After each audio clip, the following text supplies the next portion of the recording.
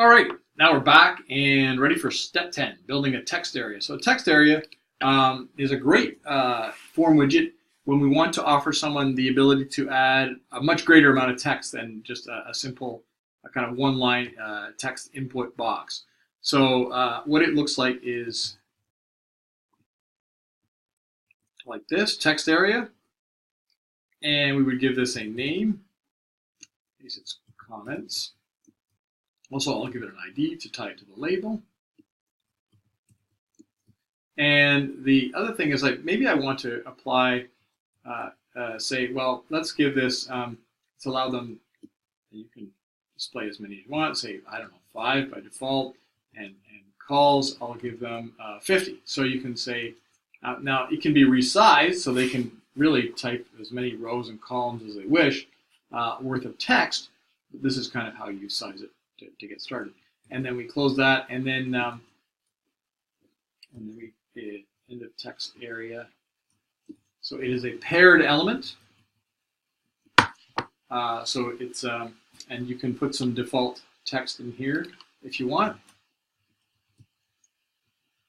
to get started, or some sort of so it's sort of like a placeholder, except that would actually be physical text typed in the area, and sometimes that's helpful.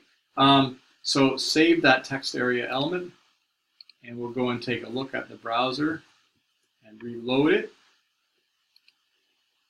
And you can see there's that's not really a placeholder. The default text you would actually have to clear manually with the mouse, and that's okay. Maybe you have a form that you want to pre-populate something, so that can be helpful.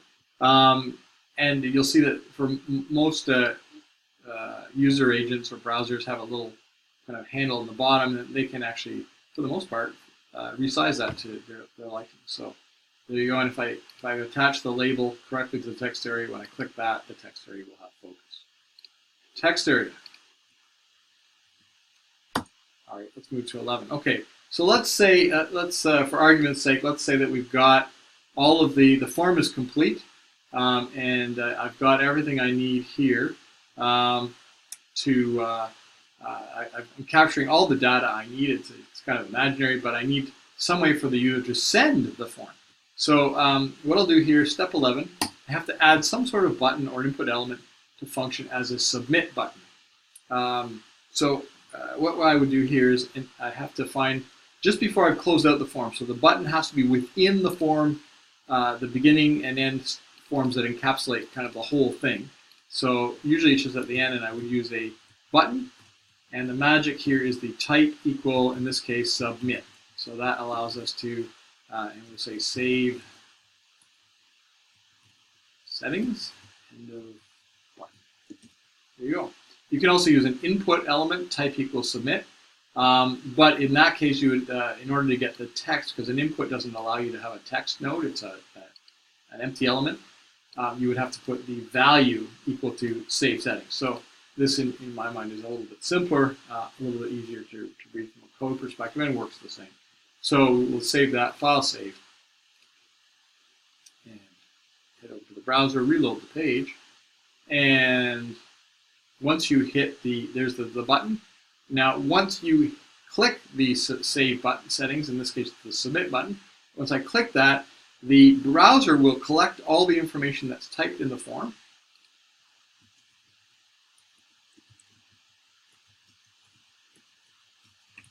Right?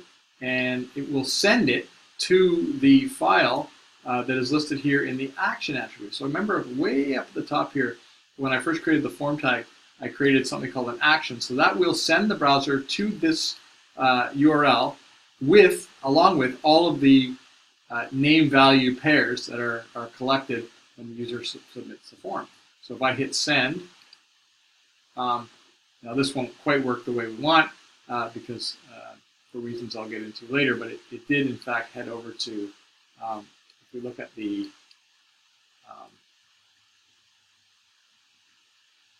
you can see at the in the address bar, we indeed were sent to processform.php, and all of the name value pairs you can actually see up here, and this is the get string. So these are URL parameters. So fname is equal to Scott, that's what I typed, and lname is equal to a prindle. That's also what I type. So all of this form data would be sent with the get. When you set the method to get, it sends it after the action, puts a question mark, and it's a big kind of name value pair list separated by an ampersand. That's how we send the data. So we'll go back here, and we're going to take care of that. So we'll get this form to work the way we want. Terrific. So step 12. So now, next up, we're going to change the file extension for this page to use PHP instead of .html. And the reason for that is we can actually use the web server to do certain things for us. And this allows the server to generate some code for us, or actually build some of this HTML on the fly. So imagine we had a page where we wanted to output the date, or we needed the page to output the username, the name of the user who is currently logged in. Well, we don't know who that user might be, so that would have to be dynamically generated on the server. So PHP is a server-side technology. There are lots of other server-side technologies that allow us to create, programmatically create HTML and JavaScript and CSS, sometimes if we wish, on demand. So what we're going to do here is we're going to go File, and we're going to, actually, we can right-click with this here. We're going to rename this file. I'm going to change the extension to index.php. So make sure you change that, and then go ahead and hit Enter.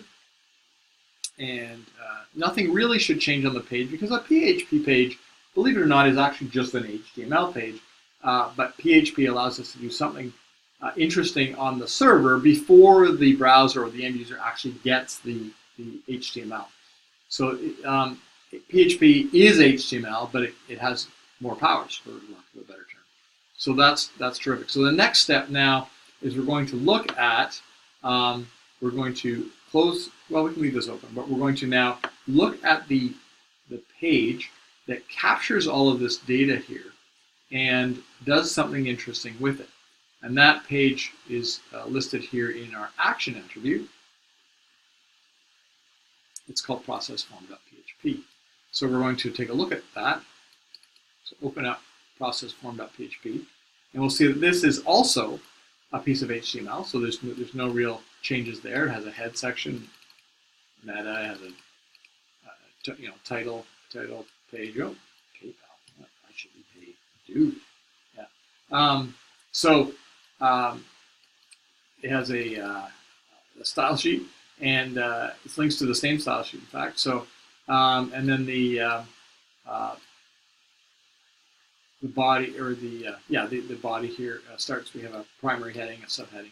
Now, where it begins to get a little different is we have an interesting tag here which we haven't seen before. So this is our code delimiter for PHP. So anything between this tag that starts with angle bracket question mark PHP, that's the start tag, and the end tag is simply a question mark and a right angle bracket. Anything that is between these two tags on the server, so before the web server sends it to the user, there's a programming, a runtime engine called Zend for PHP that it evaluates some of this code and will build HTML on the fly. So what we're going to do is we're going to capture the form data. We're going to nab all of that from the get string, which we saw in the address bar. We're going to capture all of those things, and then we're going to generate a personalized confirmation notification. So we're going to build personalized HTML and then have that sent back to the browser with the things that they typed in the form. So we're going to capture those form elements and give them back to the user in the form of a customized piece of HTML. So that's great. We'll take a quick break here. What you're going to need to do is you're going to need to dig up your username and password for when we did the lesson on FTP. So you're going to need your credentials for your file transfer protocol so that we can upload this page to a web server. So feel free to, if you don't remember how to connect to a web server and push files and folders up to a web server, circle back to that quick lesson on working with a server. So we'll stop here, and then we'll get started again and connect to the server and start working with a little bit of PHP.